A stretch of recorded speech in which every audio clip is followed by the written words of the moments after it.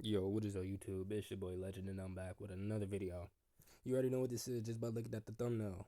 Now if you guys like the video, make sure you hit that like button and subscribe while you're at it. But without further ado, let's just get into the intro so we can start this what if. I won't give up, I'll never stop till I wash up on the sand or my heart finally stops. I will be the best, headed out for change, I just started on my quest. Yeah, the world will know my name, I'm excited, I'm obsessed. No one in my way but myself and a test. Yeah, I will be the best, yeah, I will be the best. Life is just a game, I'll be playing till I rest. I'll be there to claim my own spot among the best. Deep within my mind, I'll put all my fear to rest. Cause I will be the best, yeah, I will be the If you were to ask the competitors of the Elemental Nations how they felt about their stay at the capital, most would say either boring or wet. Because for the last 2 days, the weather had been nothing but heavy downpour. It wasn't a storm, it was straight, heavy, constant downpour. And because of that, they didn't really get to enjoy the festival as much as they wanted to. The rain also put a hold on the Olympics for the civilians of this country. So, to put it lightly, no one was happy. Though each group were given a letter of apologies and permitted them to use a facility that was meant for training and that was for the rain, it still put people off because they couldn't enjoy themselves before the games as much as they hoped to.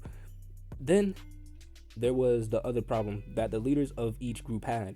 The emperor wasn't going to be at the games that they came to compete at, and instead be at the civilian Olympics, which made sense to them in a way.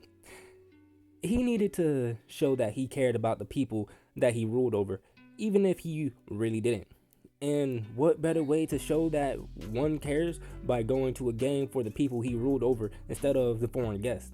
To them, he seemed like either a very caring ruler or a good liar, but none could really say with much assumption because none have met the emperor.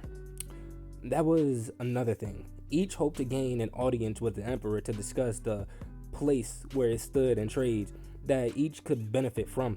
And from what the rumors was, he had only met with a few leaders. Which ones?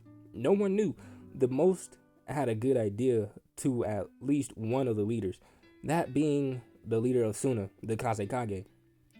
These were the thoughts of Minato as he helped his daughter train for the events that she was meant to participate in. She was going to participate in 2 of the 4 that they were offering, those being the hide and seek game of sorts, and the final one being one-on-one fighting tournament. He would have to say that most contenders that came for the games were going to participate in the final one, and not the other 3, with 2 of the other 3 being designed for special types of participants, and the third, well, that one was a different matter on its own. Dad, I think that's enough for today. I'm only doing the first and last event, so this should be fine, Mito said, unintentionally interrupting her father's thoughts. Okay, that's fine. Are you going to head back to the inn? Yeah, I'll be heading back. And with that, she waved and started to leave the facility that they could stay in. The facility was actually very similar to the facility that they used to test the beginning of Mito's first tuning exams. It was very plain and shaped in a large rectangle. The walls were light greenish white and had a stairway near the entrance that led to a platform that hugged all 4 walls, standing at about 20 feet above the ground. I see. I'm not the only one to realize the similarities between our facilities and this one, Yellow Flash, said a gruff and deep voice from behind Minato. I'll admit that it's very similar, but I must ask, what are you doing here, Raikage? I thought that each village was given their own facility, was Minato's reply at the now named Raikage known as A.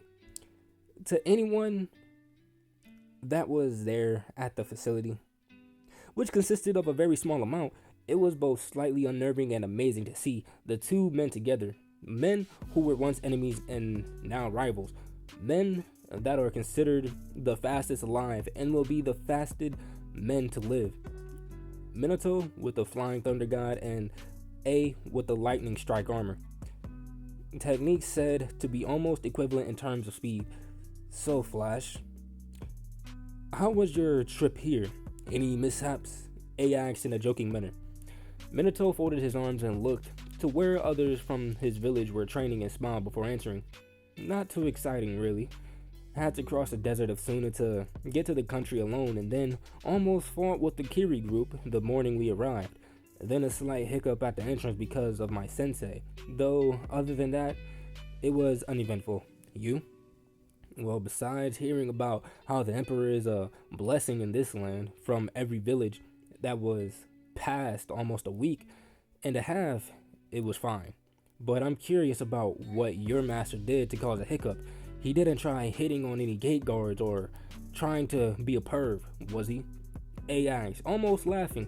Minato was about to answer, but the voice of an old man and smoke from a shunshin stopped him. My dear Raikage, I'm no ordinary pervert. I'm a super pervert, was Jiraiya's response to the Raikage. As he appeared in front of them, standing on a toad and striking an odd pose, a pose that both Minato and A knew was only for dramatic effect. Minato could only laugh sheepishly and rub the back of his head in embarrassment, while the Raikage could only pinch his nose and sigh. I swear, every time I meet, I lose just a little more respect for you. Jiraiya waved off the comment and proceeded to hop off the frog and then stand in front of the Kages. When he got in front of them, they realized that his face became serious and quickly adopted the look that Kage sported. There was a reason that I begged to come to this mission, Minato, and it's not because of any of my research either. I honestly thought that was the reason you became a sage in the first place, Ace said in a snort. Jiraiya shook his head and ignored the comment to continue. When I was around Ain, on my way back, I heard a few people talking about how the Kage was leaving to somewhere soon. Okay, so they might come to the west. I don't see how that is bad. If anything, this actually helps us. We can evaluate them to see if they are strong still recovering, answered Minato. Yes, that's a good way to look at it, if you know that the information you have is correct. Minato and A both stopped their trains of thoughts, and A was the first to recover. What do you mean by if our information is correct? Minato nodded his head in agreement. Yes. What do you mean? Our intel shows in so many words that Hanzo became lazy and arrogant, and in doing so, he allowed his skills to become dull. I have the same information, stated A. Well, yes, so did I. But when I was coming home from my mission, I had picked up on a talk about a festival that celebrates a battle that had involved Hanzo and the new Aim Kage. A battle? Our intel says he was assassinated in his home. Yeah, I have the same intel. So that's why I was curious and did some more investigating on the village and who is the new Kage was before I came back, and I found some interesting things, to say at the least. Jiraiya paused and his face became worried, as if trying to find the easiest way to word the things he wanted to say without totally scaring them. Well, say it already. The sun will be setting soon, and there is supposed to be a feast today that the two diplomats that were giving out information for the games are hosting for the competitors later tonight, and I wish to get ready soon. Jiraiya looked at the Raikage in a calm and cool voice said, the Kage that defeated Hanzo and is most likely coming here is not just any rinky-dink assassin. Well, Sensei, who was it that killed them? Minato asked quietly. Jiraiya paused and looked away from both his student and the Raikage, sporting an expression that showed a conundrum of emotions that varied from happiness to sadness and regret. Though after taking a moment to compose himself, he looked at the two Kages, now showing no expression and presenting a calm face. The man that killed him and the current Kage of AIM is a student of mine, who I trained during the last war. Though Minato on the inside was shocked and couldn't bring himself to say anything, Minato was in front of his master and his fellow Kage showed no sign of being affected, only showing a calculative look. A shared the same look that Minato was giving, but decided to be the first to speak. What's so special about this student that you can so easily believe it to be him? Jiraiya looked uneasy at the question that was asked of him, debating whether it was alright to say why in front of another Kage, even though said Kage was on friendly terms with his student Minato. He looked at Minato after seeing his head nod, and he spoke with a sigh. The reason I know he defeated him is because the student I'm talking about is in the possession,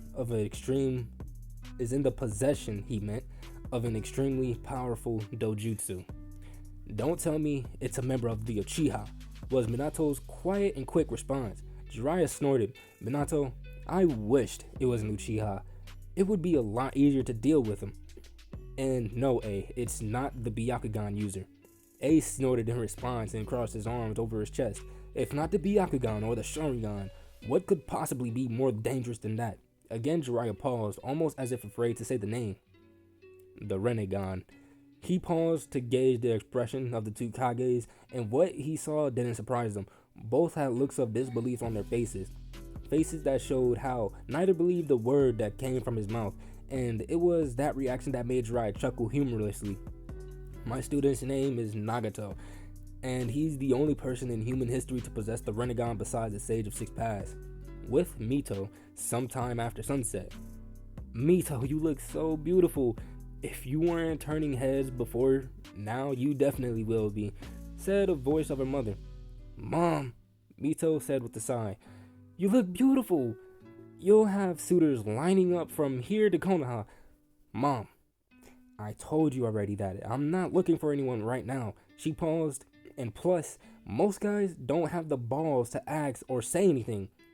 Almost everyone that's from the elemental nations knows how I am with guys. I'd say most are afraid to even talk to me. It was true.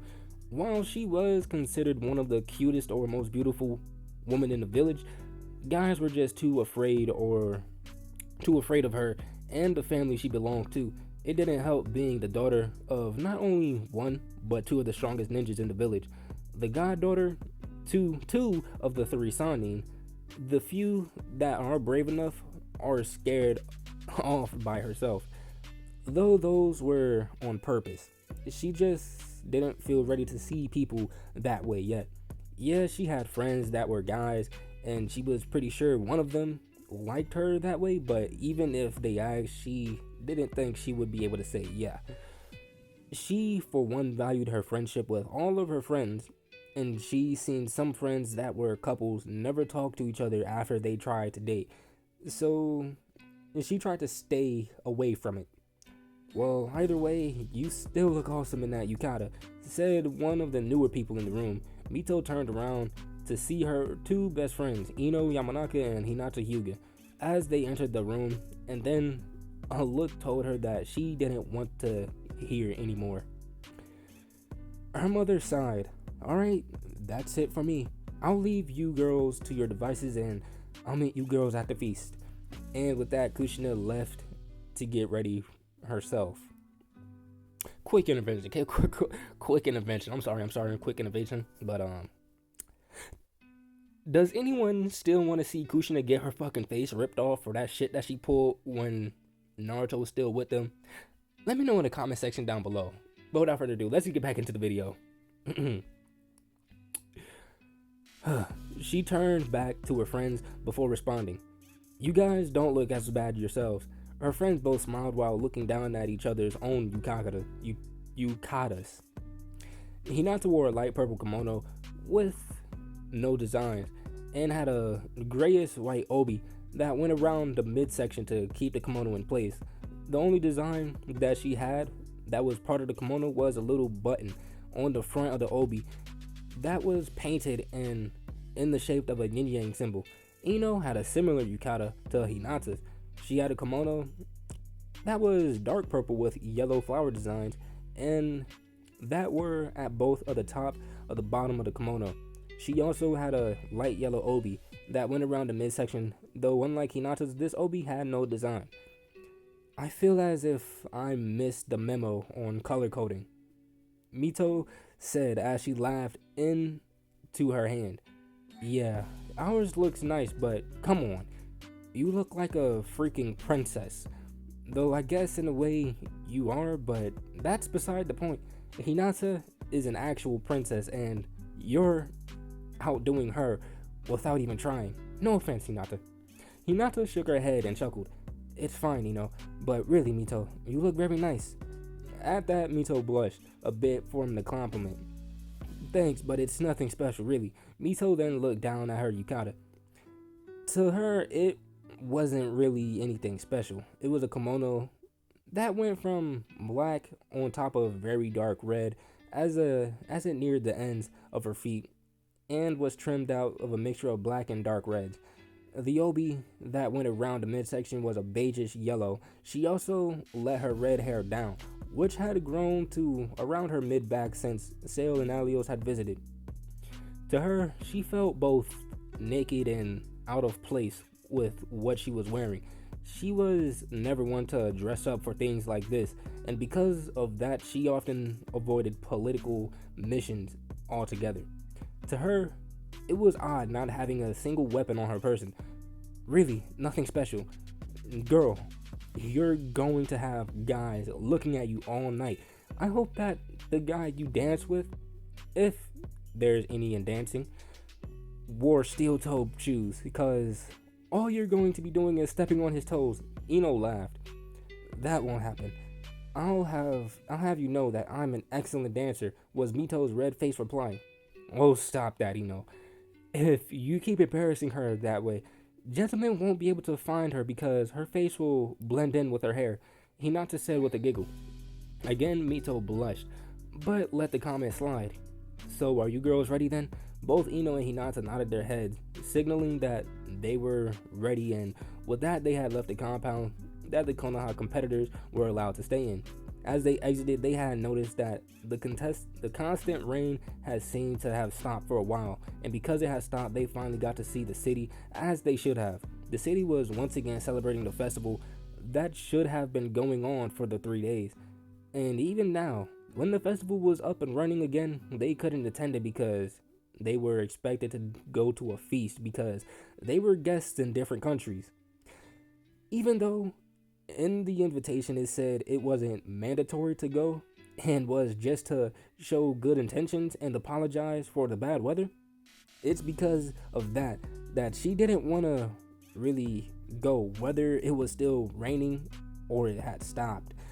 Though the thing that ticked her off was where the feast was going to be held. The feast were going to be hosted by Sale and Alios, which she didn't mind. They seemed like good people, but it was the fact where it was. Alios and Sale lived in mansions that was out of the city and a bit out in the countryside. It wasn't far enough from the city gate where it would take longer than an hour on foot, but was still far enough for people to need something that West called couches, which were essentially a fancy word for carriages. So it was the fact that she and her friends needed to make their way to the city gates to get on a coach to get to the party or feast. They walked in silence at first, each choosing to watch the festival that they wished that they could have gone to, until Ino decided to break the silence. So, you think that there will be any guys that catch your eye, Hinata? I don't know. Though even if there is, I still would like to marry someone from the elemental nations. I think it would be very difficult to have a relationship with someone from the West, especially if something were to happen early on in our country's relationships that may provoke war. I mean, I was just talking about dancing with someone and maybe spending the night at his or her place. His or her place? Okay. Apparently Hinata's apparently she plays for both teams. If you were to catch my drift, Ino said as she nudged the blushing Hinata. Oh, Ino plays for both teams. My bad. Ino said with a nudge, a blushing Hinata in her side.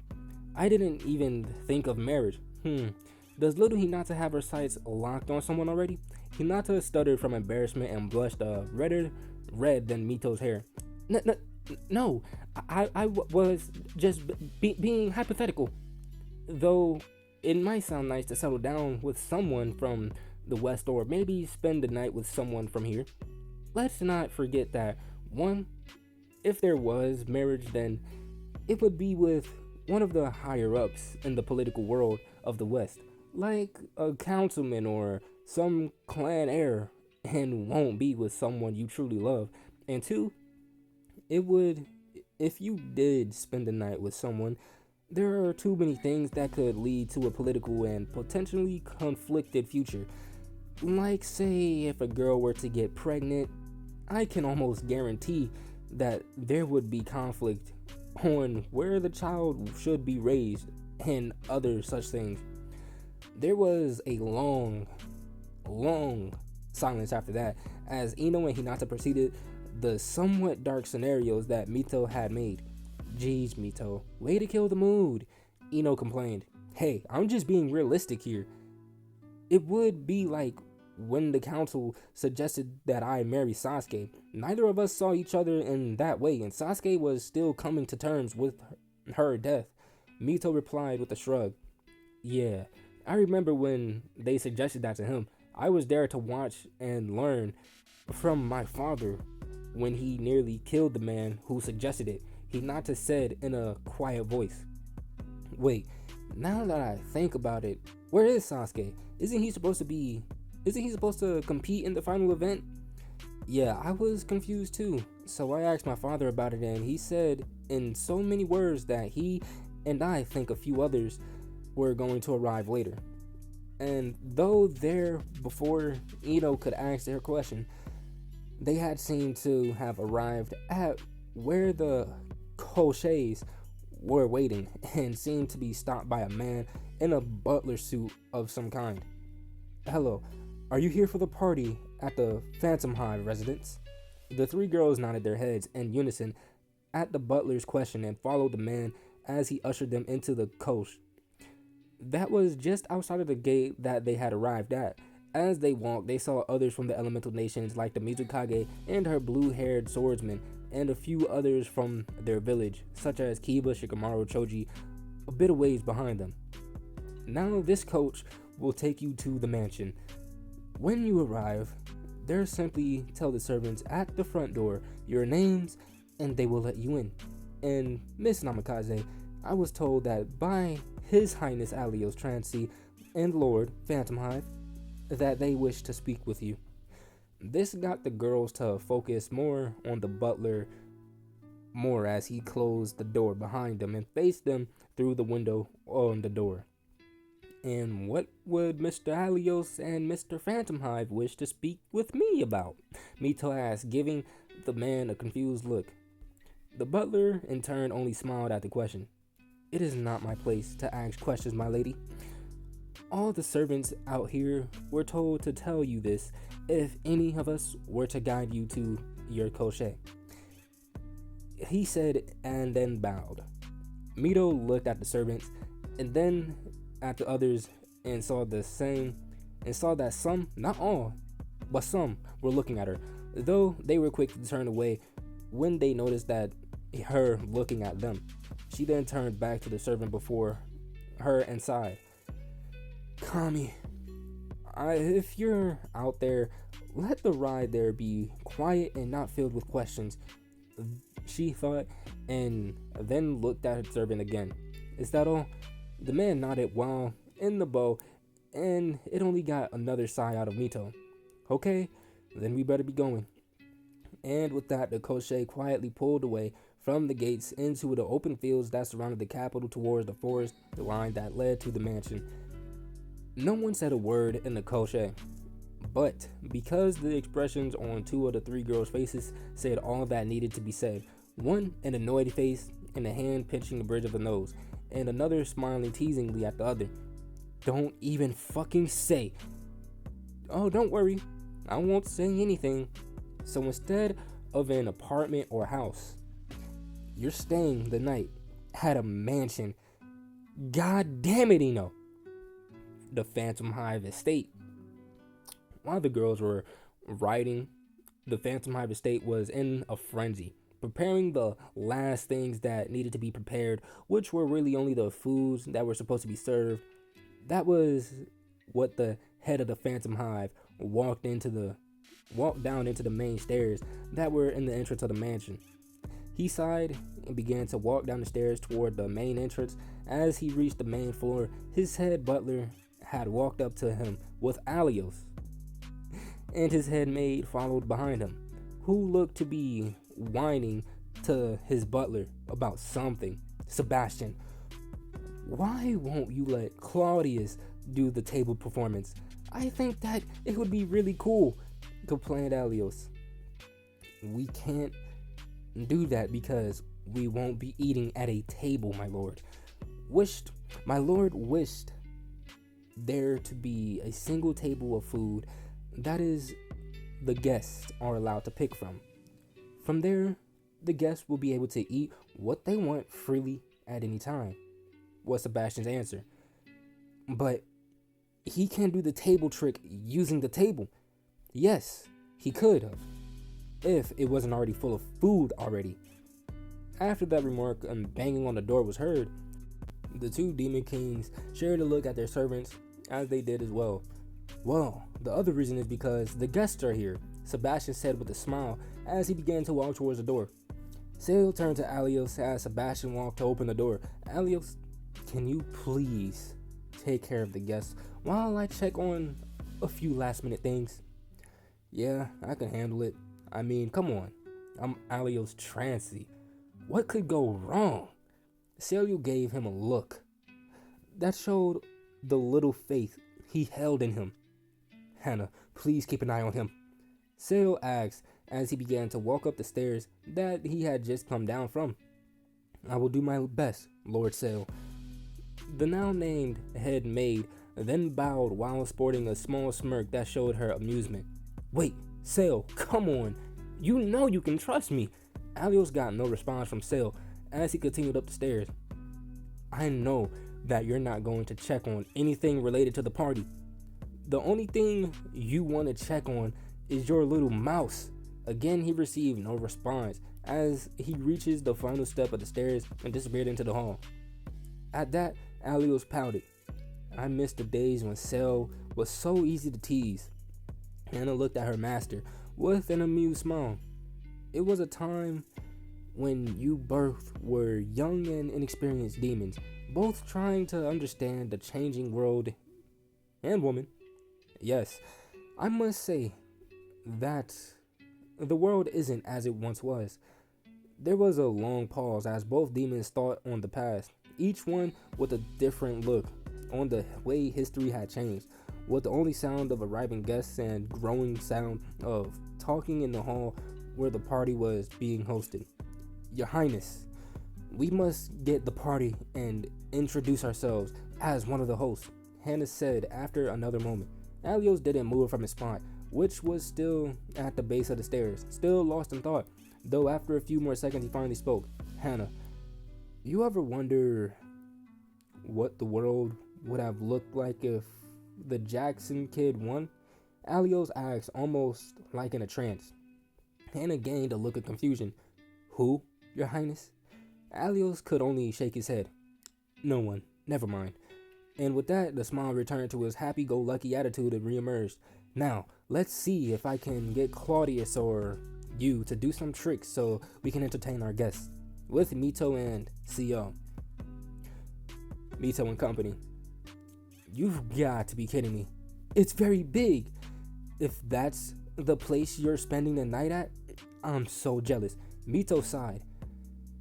I'm not spending my night with anyone, alright? Oh, you keep telling yourself that, but when that Alios boy comes up to you, I bet you won't keep saying that to them. Ino once again teased. Mito pitched the bridge of her nose. This was how she spent her entire ride from the capital, listening to Ino's constant teasing about hooking up with one of the Prince Charmings, as she dubbed the two diplomats. Anyways, I can't believe the size of Lord Phantom Hive's residence. I mean, I know that a mansion is supposed to be big, but this is ridiculous. To the girls, seeing a home like this was new. The mansion they were used to seeing were nothing like this. Hell, they didn't even really have mansions in the elemental nations. The closest things that were close to this were the Hokage mansion, and really that was just a glorified workplace. The building was built in the shape of a square, rectangles, and made of beige stones. There were many windows that covered the houses, while there were many that they couldn't see through at all of them. They could only partially see through it. The lit ones where she suspected the party was held. As the coach got closer to the mansion, they could see a fountain in front of it, right before the curb that they were going to be dropped off on, seeing based on where the other people were being dropped off. When the coach finally came up to the stop, the door of the coach opened and they were let out in front of the fountain and proceeded to walk towards the front of the mansion where Cell's head butler Sebastian stood asking for the names of the guests. As they walked toward the entrance, they saw many people that they recognized. The group ahead of them were the Kumo team that belonged to the 8-tailed Jinchuriki. Mito and the girls weren't really friends and instead more like acquaintances. Mito really saw no problem with him, and it was the same for Ino, but Hinata, it was weird. Though that was a different story for another time. As the guests ahead of them entered the house, the girls stepped up and were greeted with a smile from Sale's head butler. "Oh, so you came, Miss Namikaze. My lord, my lord and Alios thought that you weren't coming after all." Sinbad. Mito tried. Sebastian smiled and gave a small chuckle. "It's Sebastian, my lady." "Yes, Sebastian. Sorry." Mito gave an apologetic smile and rubbed the back of her head shyly. "Yeah, I wasn't originally going to come because it was kind of a last minute thing that you guys did, but my mother and father forced me. I also didn't know that Alios wished to talk to me." "It is alright, my lady. Originally, we weren't going to have anything like this at all, so I don't see why the Lord and His Highness could or would be upset with you." He then looked to the side and saw her friends and proceeded to smile at them. "Oh, and who might you two might be? Before I let you in, I need to know the names of everyone, for safety measures, of course." Ino and Hinata blushed when the man before them looked at them, and they saw how handsome he was. Ino, though, was the first to speak. "I'm Ino Yamanaka, and she's Hinata Hyuga. We're both friends of Mito." Sebastian looked down at his book that he had pulled out from the inside of his pocket of his dress coat and proceeded to read through it until his eyes stopped. Then he looked up again and smiled at the two girls beside Mito. "You seem to be here on the list, so you three may enter." The girls then proceeded to walk into the mansion, though not before Sebastian called out to them again. "Well, more Mito. Oh, Miss Namikaze, if you wish to have your questions answered about your family, I suggest you find Master Alios soon. I believe one of the other guests are planning to leave early tonight." Ino and Hinata gave each other a confused look before looking at Mito to see what he had meant. But when they saw the face of Mito, they grew more confused. Mito had a face that, in the span of only 2 seconds, let loose a plethora of emotions out. Though just like how fast those 2 seconds came, they quickly disappeared. Mito then smiled and thanked the man and proceeded to the door where the party was being held. "Mito, what was he talking about?" Hinata asked. Again, Hinata and Ino gave each other curious looks before they walked to catch up with their friend, only to stop and stare at the butler, who seemed to be on the top of the ledge that was a part of the hallway and overlooked the hall that the party was in. Naruto. A few minutes before Mito arrived. Beautiful. That was the only thing that could be said to describe the hall of the Phantom Hive Manor, used to host parties. The wallpaper was beige and looked to be trimmed in gold.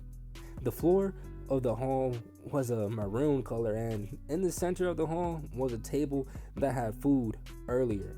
though now it seemed to have disappeared. This is where Naruto watched as more guests for the feast appeared in the hall of the Phantom Hide Manor, where the party was being held. He had been the first one to arrive, along with his wife Retsu, and only had to wait a little bit for the other guests to arrive. Originally, the council had suggested that he introduce himself to the other countries, but it was quickly shut down by him and his hand. His hand saying that it was too dangerous to do something like that, stating that even though he was the most powerful man in the West, that he didn't mean he was the most powerful in the East as well. The only reference they had being a few ninjas that sought out refuge from the elemental nations for being wanted, as they were known in their countries as Nuke Nen or missing shinobi, which also weren't many to begin with, and most of the ones that they did come across, or vice versa, weren't the friendliest to begin with. Of course, after hearing that most of the councilmen agreed, but were still a bit curious as to why he didn't want to reveal himself. Most thought that it had to do with his past, which was actually a very good guess as to why he wouldn't want to do so, since they all knew of his past already. Hell, even some suggested that the guess immediately after hearing Lelouch's reason, though sadly for them, it wasn't the reason. There were only two pathetic, if someone asked his council, reasons as to why he didn't want to reveal himself, which was firstly because he just felt lazy and didn't want to deal with their leaders asking him about trade treaties and peace treaties. He already had to deal with paperwork that involved the entire West, which was an extremely larger amount compared to the amount his kings and queens received. And the second was because he wanted to catch up with his friends who he hadn't seen in person since he was 8, but had kept in contact with through letters that they would write to each other when they both had the time, which sadly wasn't very often considering that he was an emperor basically of a continent and a leader of 5 countries, and his friend was the leader of Suna, village hidden in the sand. As his thoughts continued, he didn't realize that said friend was being led to him. Emiya, I have a friend that you wanted to see, spoke the voice of Alios. Naruto then focused back on his surroundings and looked to where he had heard Alios speak to him. The friend that he had been just thinking about, Gaara. Gaara was still a bit on the small side with a height of around 5 foot 4 inches. He had red hair and it seemed to be combed down while being parted to the left. Though he guessed that his hair was only combed like this because it was attending a party. He had pale skin, green pupilless eyes, and a tonky-like black rings around his eyes. He wore a crimson trench coat and full-length dark trousers. Hello, Naruto. It's been a long time, Gaara said in a calm and relaxed tone. At that, Naruto smiled. Indeed it has. It is good to see you, he said and offered Gaara a hand to shake, which he shook. Though, please, just call me Emiya. I don't want Konoha to get any ideas. At that, Gaara's face changed into one of confusion. Won't they recognize you at least a little? And isn't that your surname? Yes, it is, but I don't think anyone from my country knows, and no, I don't think they would. I mean, most probably thinking I'm dead already, or they won't be looking for me, and if they do, well, I'm missing the things that would give me away, he said, pointing a finger at his cheek. Gaara looked and sighed, knowing that he probably was right. He had heard from his sister Mito about how much his village hated him and how even his family held some resentment. Plus, Mito was the only person who actually genuinely cared for him and was looking for him to date. Not as to like hook up type date, but looking for him as of recent. That's what he meant. I had to put that out there. Didn't enjoy parties like these, so he doubted that she was here and would see him. Yes, most likely right. But don't ask me for assistance if they suspect you, he said with a smile. Naruto chuckled. Don't worry. I don't plan to stay long. I promised that I would pick something up for my daughter so I could stay late since the shops close early with the games starting tomorrow. Ah, yes. You said that you had a little one and that you have married 3 wives? Are they here? He asked, looking around for anyone that might have described in his letters. Though asking, looking around, and looking back, he saw that Naruto gave him a sad smile. I'm married to 2 and have a lover who is considered a wife by many. She belonged to the streets. Though I don't see her very often because of her given duties. The one I first spoke of in the past, she passed away. But that was a couple of years ago, and I've moved on. She wouldn't have wanted me to hold on to the past for too long. Gaara put a hand on Naruto's shoulder and gave him a reassuring smile. I won't lie and say that I know what it is like to completely lose someone, but I can sympathize because of the loved ones around me. As long as you keep her memories with you, she will always remain with you. Naruto gave a more pleasant smile. Thank you, Gaara. I appreciate your condolences. Gaara returned the smile and watched as Naruto grabbed 2 drinks of what looked to be wine from a servant who was carrying a tray full of them. He then gave one of the glasses to Gaara. Let us drink to her and our loved ones, he said and held out his glass. Yes, to our loved ones, Gaara said as he clinked the glass with him and slowly sipped from the wine. As they both slowly drank the contents of their own glasses, music started to play in the background, and Alio who seemed to have left after leaving Gaara with him, standing near one of the doors that led out to a large hall and into the kitchen, trying to get everyone's attention. Hello, and welcome to Lord Phantom Hive Manor. I'm Alios Trancy, and I'm co-hosting this party and the games. Even though I know most of the guests here aren't here yet, I am here to thank you myself and on behalf of Lord Sale Phantom Hive for coming to this party, and here to apologize for the inconvenience of the weather on behalf of the Emperor, who is also busy and apologizes for not being able to make it. At that, Naruto could hear some people grumble about how the Emperor seemed to be always busy.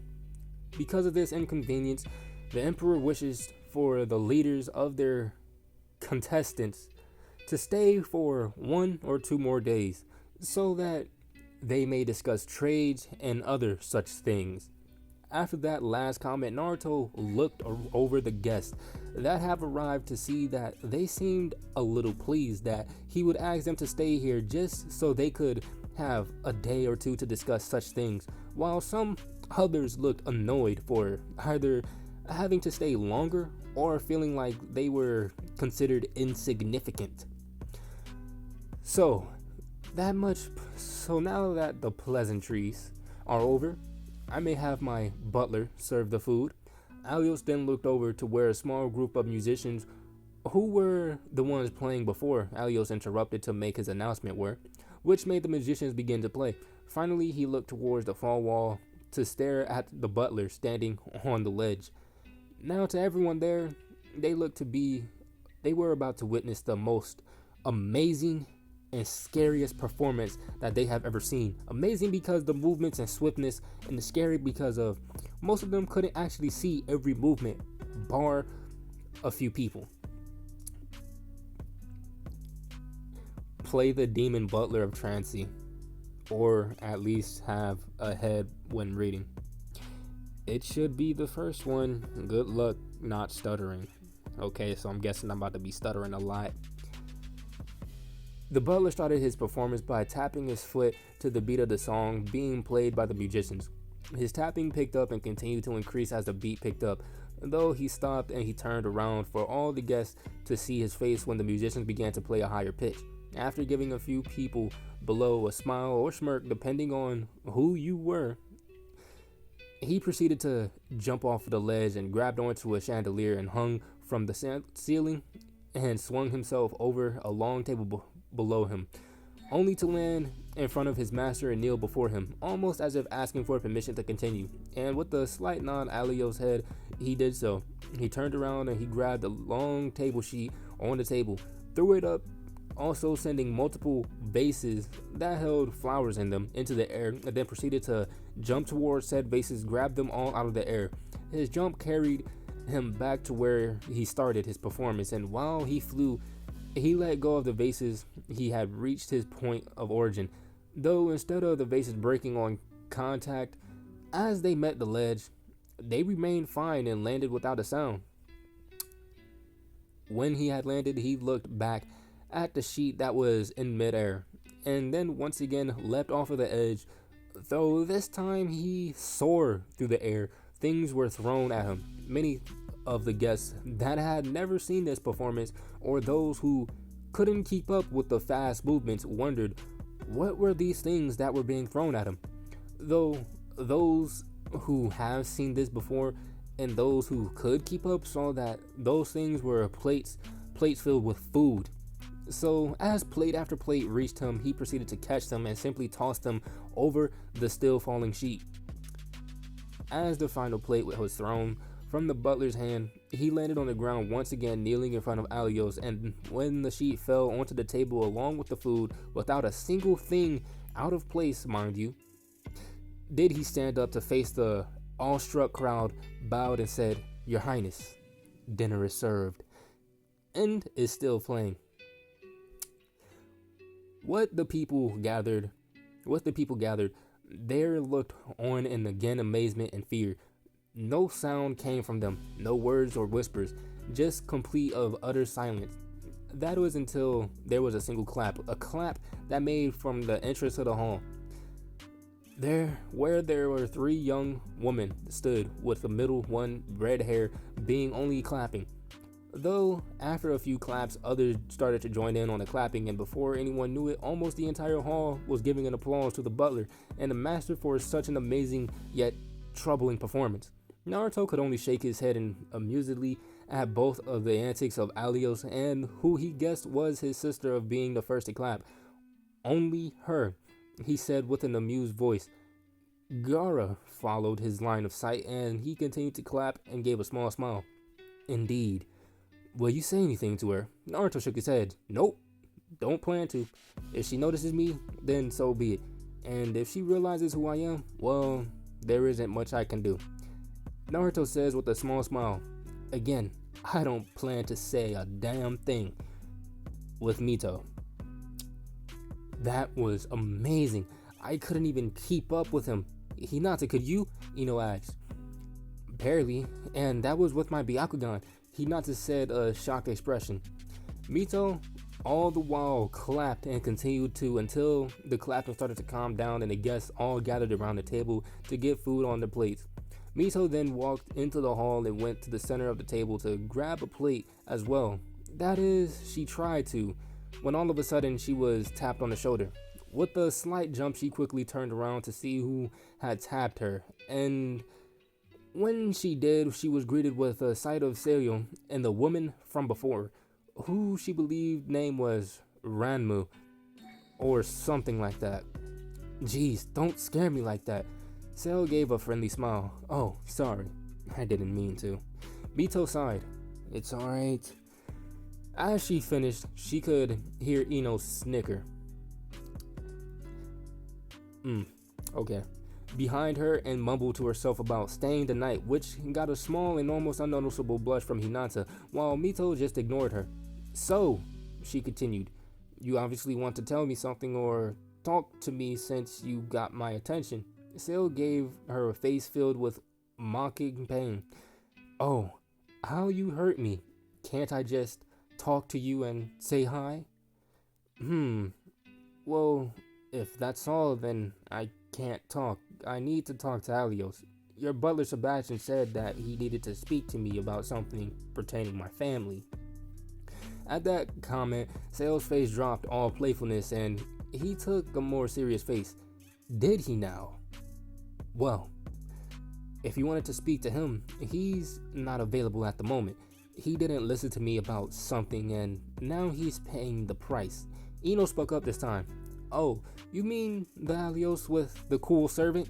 The one that was up front? He should be... Ino stopped when she turned around to see Alios up there or nowhere within the hall. Again, he is unavailable now, though I have an idea of who he intended you to speak to.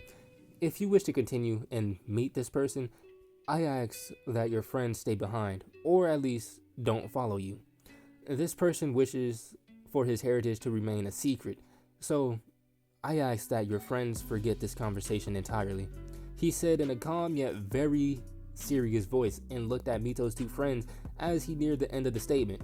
Mito in turn looked at her two friends with a pleading look in her eyes showing them the desperation and agonizing fear in the thought of them saying no. Ino was the first to give a pout. Fine, I'll forget that we had this conversation and that Mito's about to sneak out to see a guy. While Hinata just nodded her head softly.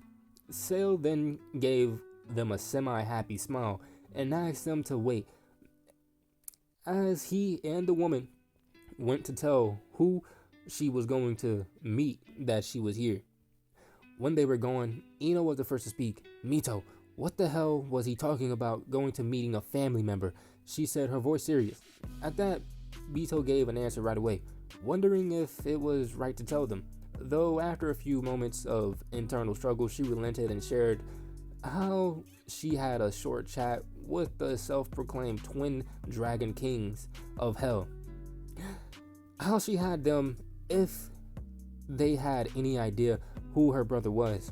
She told them how they had explained that they didn't know her brother but did know someone from the clan that she was a part of. Both of her friends' reactions weren't really expressed as they were in the middle of a party with different people who from different nations and countries, so they restrained themselves from making a scene, though both gave looks of expressed their desire to know more, and Mito nodded her head in agreement to their desire.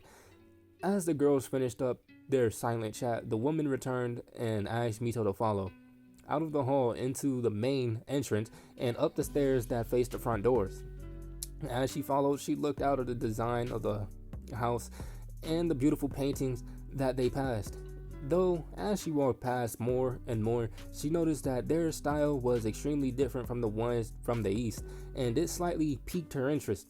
These were paintings that seemed more accurate and more detailed than the ones she'd seen when she had visited the mansion of the Fire Daimyos. Ranmu, she asked hesitantly. Ranmayo, said the beautiful woman in a flat voice. Is that how you say it? Asked Mito, though in turn she received no answer and only a slight nod of the head. Okay, well, I just wanted to know who painted these. That is, if you can tell me.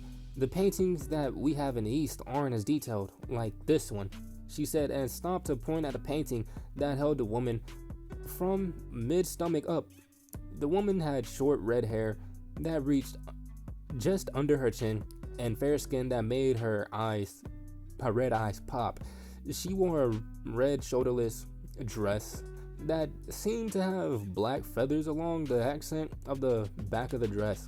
She held a single red rose and face off to the side of noticing something important.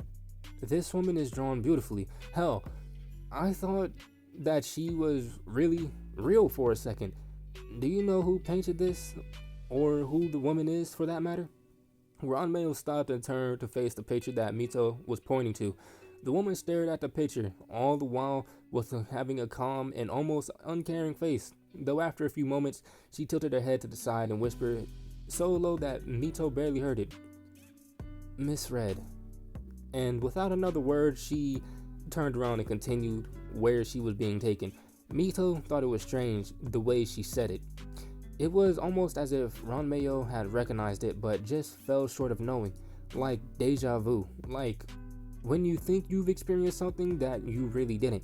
But who was she to intrude on the life of the woman? If anything, it would be better to just stay out of it, and forget it, because who knows what shitstorm that could come lead into knowing her luck. With Naruto, you're joking, right? You're not actually going to bring her in here. No, I'm being completely serious. She wanted to meet a member of her old clan, so I've granted her wish. Cell said with a smirk on his face. You always complain about my soulless self and how I have no heart. So when I do try to be nice for once in my demonic life, this is the thanks I get? Naruto growled. Don't give me that bullshit. What the hell are you planning? Why would you tell my sister that she has a living relative here? She could recognize me, and then what would happen, huh? Cell looked on with a passive face, not responding to his question, and waited for Naruto to continue. Well, let me tell you.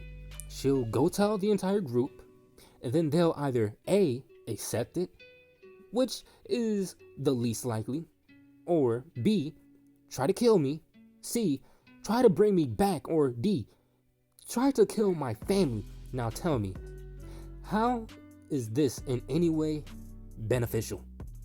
Cell looked on at his emperor with a calm and almost uncaring face before he started to speak in an almost too casual manner. Well, first of all, I remember you saying that you weren't that scared of the family you left behind. Naruto growled again. I'm not scared of them specifically. I'm scared of what they might do to the people I love and the people of this continent. Cell gave a nod in acceptance, as of saying that he approved of his worry. And secondly, it is not beneficial. Alios and I only did this for entertainment. Naruto just looked on with his jaw that hit the floor hard and would have probably gone through the floor into the room below for it not in that moment they heard a knock at the door. A knock that gave Cell a smirk and Naruto a slight heart attack. Naruto quickly calmed himself, then looked at the door and back to Cell and sighed into his hand. I'll talk with her, but she will not know who exactly I am. You will interrupt whenever we are had it in conversation in 15 minutes exactly to tell me that Retsu is looking for me and so that I may leave, Naruto said with his face still covered by his hand, showing the slight stress that his upcoming talk was causing him. Cell simply gave him a smug smile before addressing the people waiting outside. Run, Mayo, come in. Mito. After hearing the voice of Cell notifying them that it was alright to come in, Ranmayo twisted the doorknob and pushed the door open ever slow slightly. Okay, whatever. Almost seeing the enjoyment the last few milliseconds it took to open the door, and when she finally did, she was given the sight she did not expect. What Mito expected was a man that was either middle-aged or older than her parents, with fair skin, violet eyes, graying red hair that was maybe in a bun, and with either a beard or a short goatee, and maybe a scar or two across his face. Let it be known, she was imaginative, but what was before her was a young man with slightly tan skin and a well-built man that was both slim and muscular in places that mattered most, though it was a bit difficult to see from under his black kimono, and that was under a plain gold-like Hayori jacket. He seemed just under 6 foot and around 5'11" and had fair complexion she expected, but he didn't have red hair, or violet eyes, or even facial hair. No, instead he had golden straight hair that went just a little past his ear, a clean shaven face with not even the hint of stubble, though there was one thing that threw her off, something that made her think of her twin brother, and that was his blood red eyes. His eyes looked to be the same crimson orbs that her twin had. And though some part of her hoped it was him, she knew it wasn't. Though, how she knew?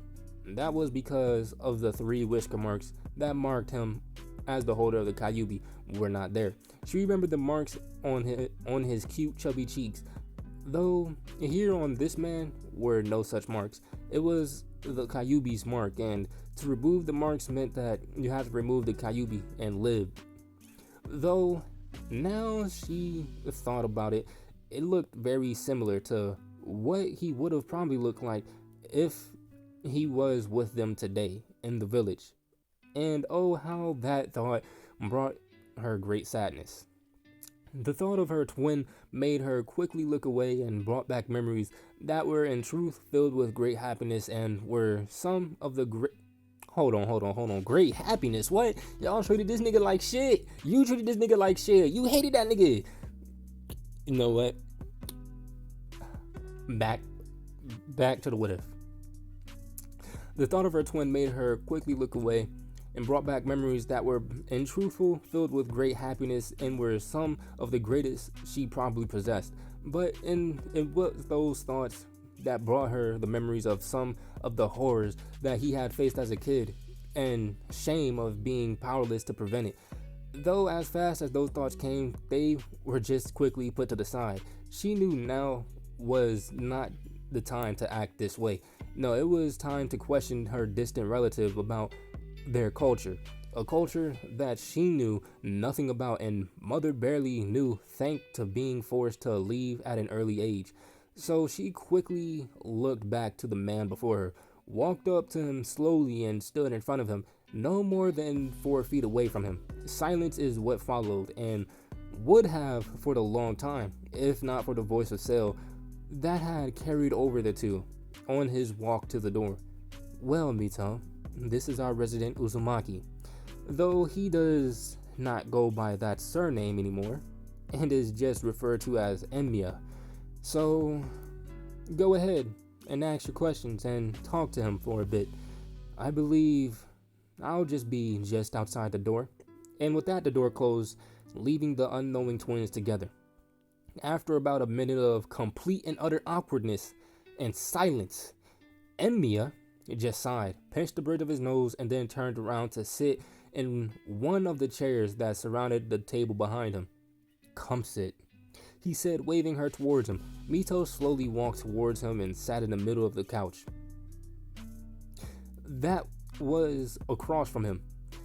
She had worked in her head about how to start the conversation with him since Sale had left to inform him about her being here, and when she had confirmed him.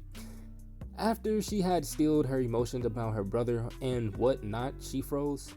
She just froze. Yeah, this wasn't going as planned. So, I was told that you wish to speak with me. Why? Emiya asked in a calm and cool voice. Mito finally unfroze and gave a sheepish look and rubbed the back of her head. Yeah, I did.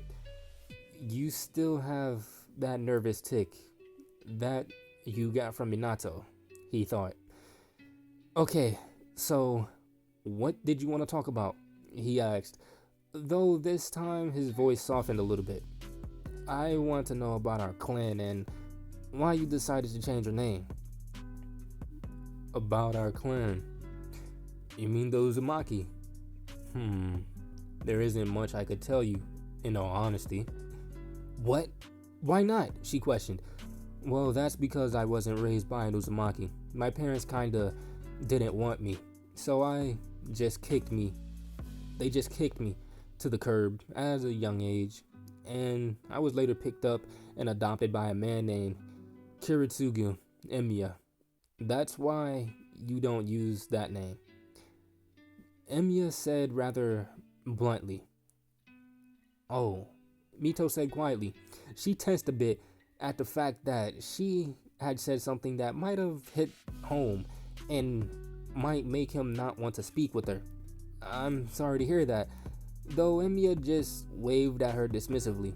It's fine. Bastards missed out on a great and awesome son, he said with a hint of a smile. Mito relaxed a bit when she saw the smile and couldn't help herself but smile as well. I guess they did, but it sounded like you knew something. You said you couldn't tell me much. His hint of a smile turned into a slightly bigger one. We have an observant one here, and that's good. Though considering how you people live, it isn't a surprise. Mito scrunched her face, and the smile that she wore, it had turned into a frown. Is that an insult to my people? Emiya's smile grew bigger. And a patriot as well. He raised a hand to his chin. I can answer your first question, and no to the second one. I am only stating a fact. You live in a world of shadows and assassins. You may call yourself other names, but that is what most of you are considered by definition. I'm only stating what your job requires you to do, and it's because of that job that you are observant outside of it as well. So, tell me, is that an insult? Mito gave him a deadpan stare. You know what? Never mind. She really didn't feel like getting into a philosophical discussion about her job or the wording in which you should word things. So, can you tell me what you know? He sighed. Well, it's not much. Since I was abandoned at a young age, I really didn't remember much, or if they were even celebrated anything. Though, when I was with my father, he took an interest in my name and researched it in one of the bigger cities. What we found, he told me about. This was in a way true, since he was new to this world. Kitsurugi didn't know how it worked. Who were people to look out for? What countries and people ruled?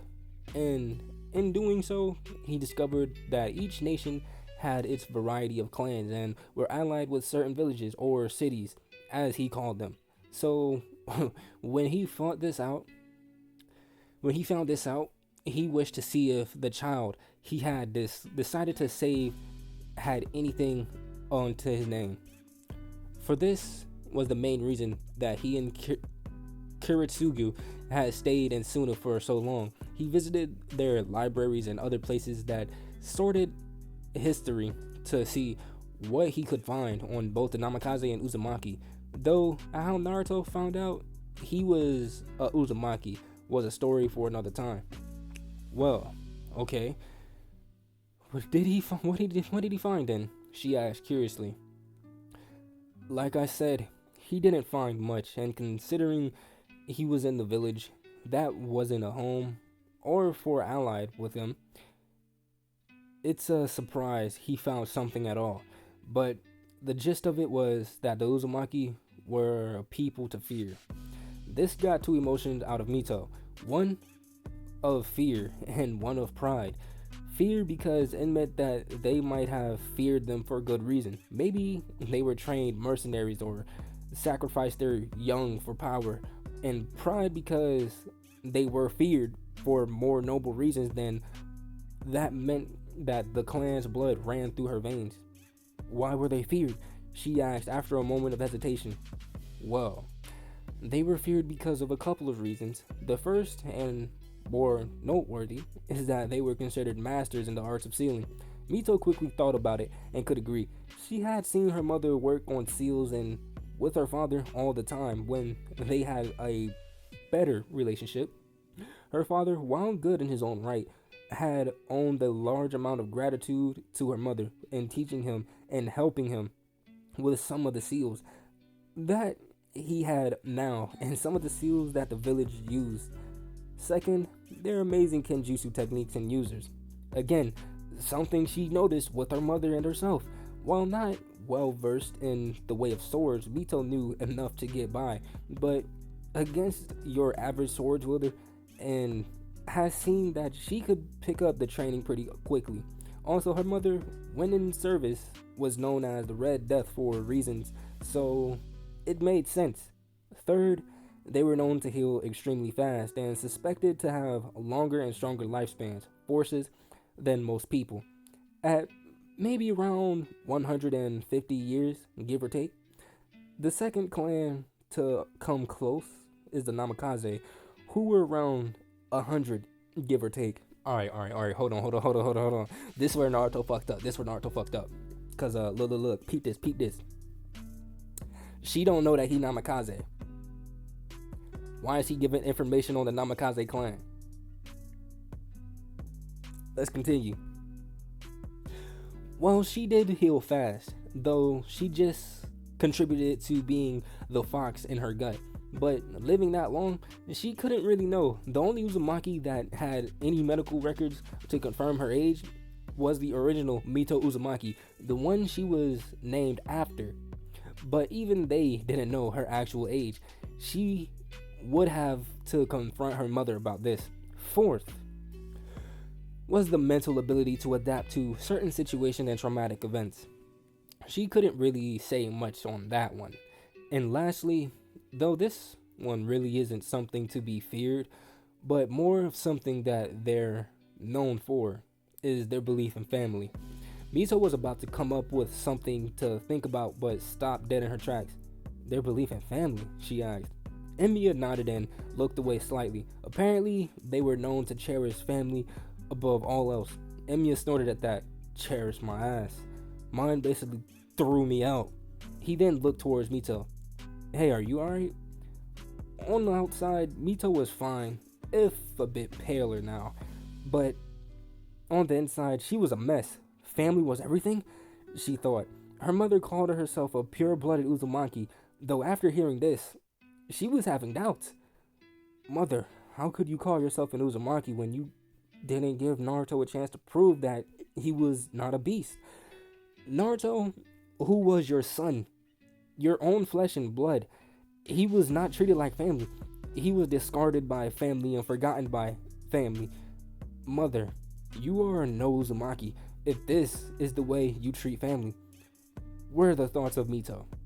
Though she was quickly brought back to the room she was in by Emiya. Mito, he asked with a bit of concern. Mito, in turn, blushed in embarrassment. Oh, I'm sorry. I must have spaced out. Emiya got up and from his seat to sit next to her, and then put a hand on her forehead. Are you sure? You seem to feel a bit heated. Are you feeling well? Mito's blush increased. Ah, hell no, man. Mito's blush increased when he moved closer and had put a hand on her forehead. It was a combination of embarrassment from the way she acted and the fact that Emiya was moving closer to her and touched her and make sure she was alright. I'm fine, don't worry, she said, stuttering at first. Are you sure? I can ask Sil for someone to check on you. Mito only shook her head as her face gained more color. That wasn't red. I'm sure. She just then a knock was heard and Sil walked into the room. Ron Mayo attached to his arm. Emiya, you're what? Oh, am I interrupting something? I can tell Miss Retsu that you'll be down in 5 minutes or more, Sil said with a small smirk. Emiya sighed. No, it's fine.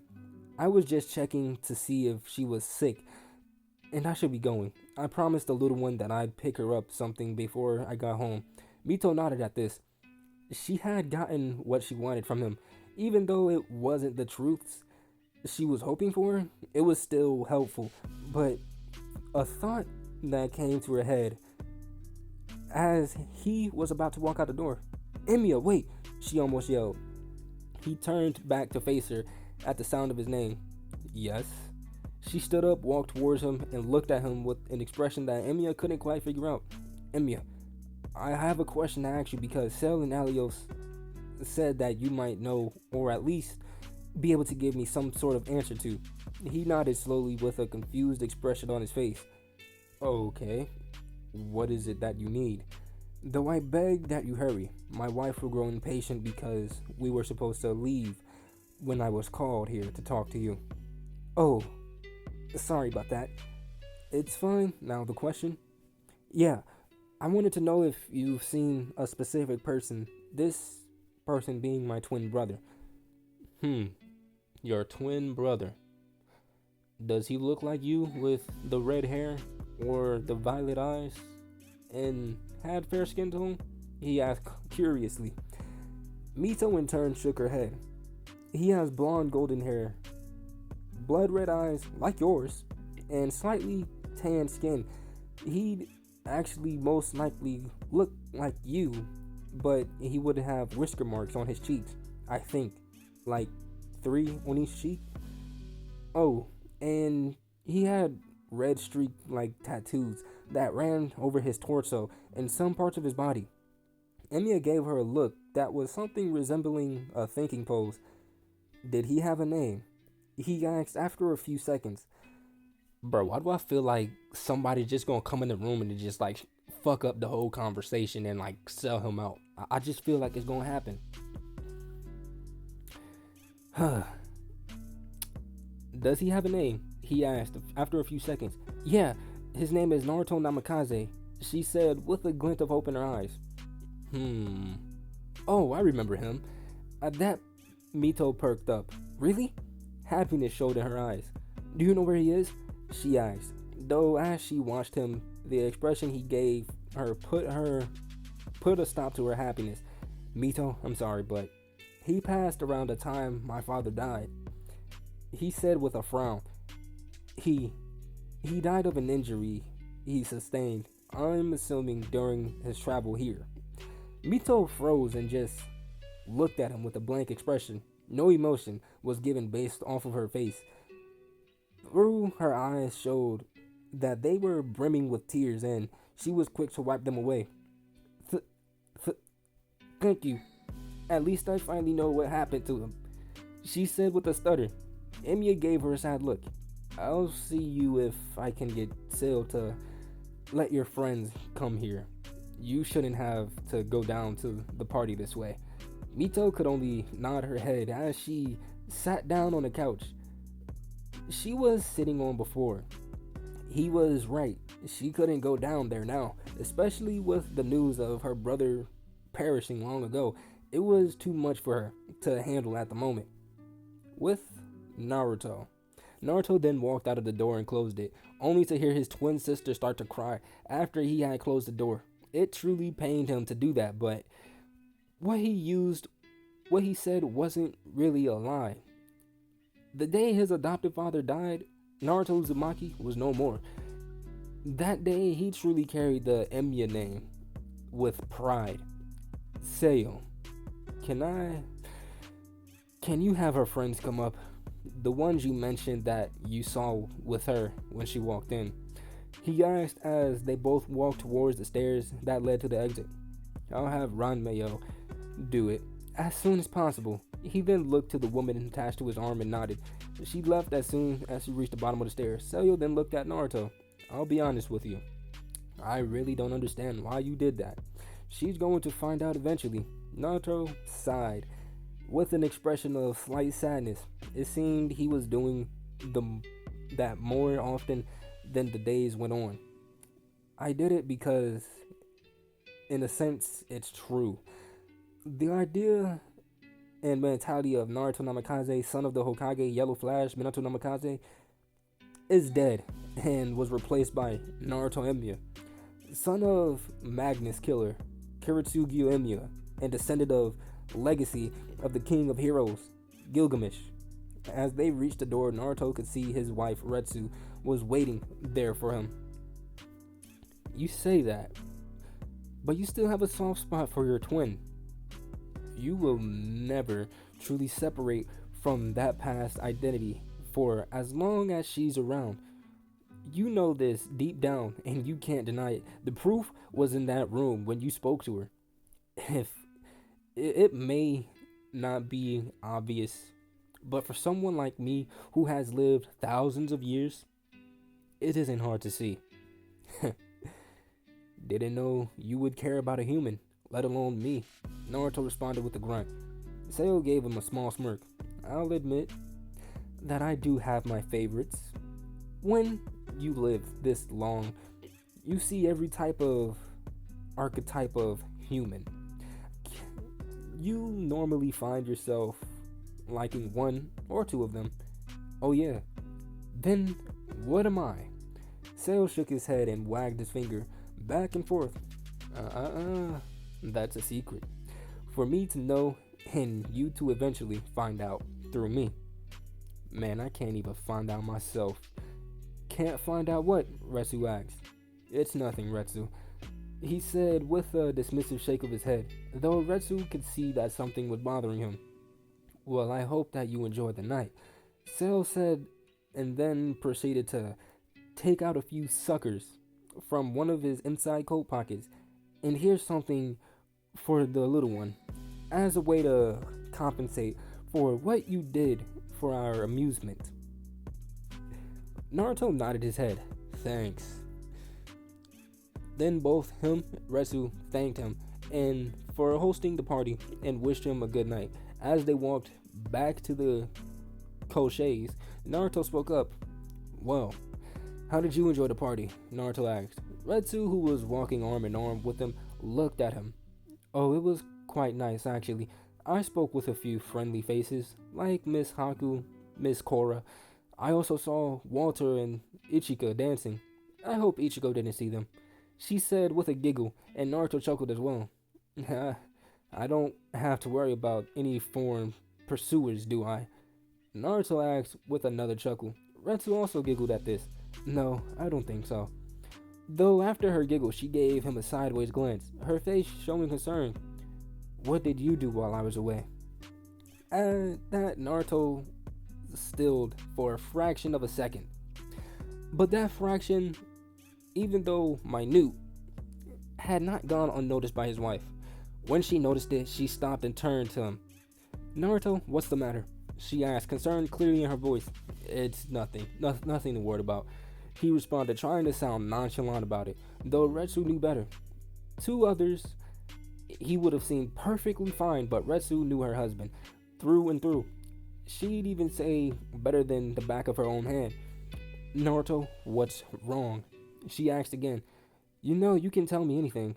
You can tell both Kurumi and I anything, she said, and then hugged him gently. Naruto slowly and gently reached from around Retsu's arm and separated them so that he could look down at her face with a soft smile. I met her again, he said in a soft voice. Retsu gave him a confused look. Who? She asked. Naruto, with a small smile, chuckled. Mito. I spoke with Mito, my little sister, my twin sister. Naruto's soft smile then changed from one of slight happiness to one of slight sadness. And I told her that I died. But guys, I'm going to end it off right there. If you guys enjoyed this long video, make sure you hit the like button, subscribe while you're at it. And without further ado, I'm out and I will see you guys in the next one. Peace.